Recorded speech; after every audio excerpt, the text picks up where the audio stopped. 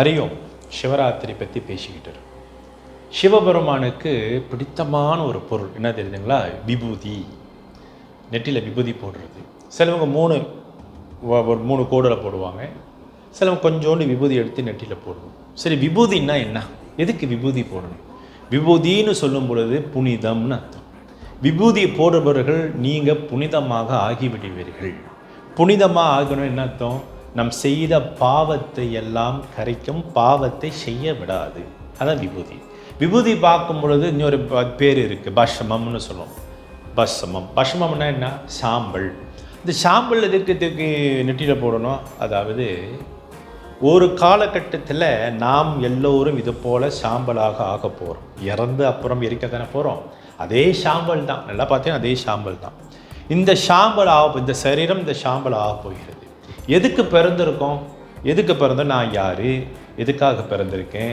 எங்கே போகணும்? நான் என்ன பாவத்தை செய்தேன்? இந்த பாவத்திலேருந்து எனக்கு எப்படி விடுதலை கிடைக்கும்? மறுபடியும் எப்படி நான் பரவாமல் இருக்கிறது? இதெல்லாம் புரிஞ்சுக்கணும். சரீரத்தில் இருக்கும் பொழுதே இதெல்லாம் புரிஞ்சுக்கணும்.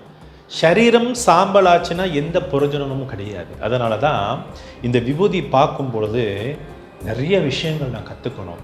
இந்த தேவையில்லாத விசாரங்கள், தேவையில்லாத பிரச்சனை, தேவையில்லாத சங்கடம், தேவையில்லாத சண்டை, தேவையில்லாத சாப்பாடு, தேவையில்லாத பழக்க வழக்கங்கள் எல்லாம் உதறி தள்ளி இந்த விபூதி பார்க்கும் பொழுது நான் சாம்பலாக போகிறேன். பிறந்த பையன் இப்பருவியலே எனக்கு கிடைக்கணும், இப்பே கடித்து இதில் நான் மேலுமையாக ஆகணும்னு நினைத்து அந்த விபூதி எடுத்து நெற்றியில் போடும் பொழுது என்ன நடக்கும் தெரியுதுங்களா? அந்த நல்ல எண்ணம், நல்ல ஆற்றல், தெளிந்த சிந்தனை கிடைக்கும். அந்த தெளிந்த சிந்தனை கிடைக்கிறதுக்காக தான் இந்த விபூதி போடுறோம். அதனால் விபூதி கொஞ்சமாச்சும் தினமும் ஓம் நம சிவாய, நம்ம பார்வதி பதையே ஹரஹர மகாதேவான்னு சொல்லி கொஞ்சோண்டு விபூதியை போடுங்க. நிச்சயமாக சிவபெருமானோட பார்வதி பரமேஸ்வரோட பார்வை உங்கள் மேலே அப்படியே வரும். நீங்கள் நிச்சயமாக நல்லா இருப்பீங்க. அறியும்.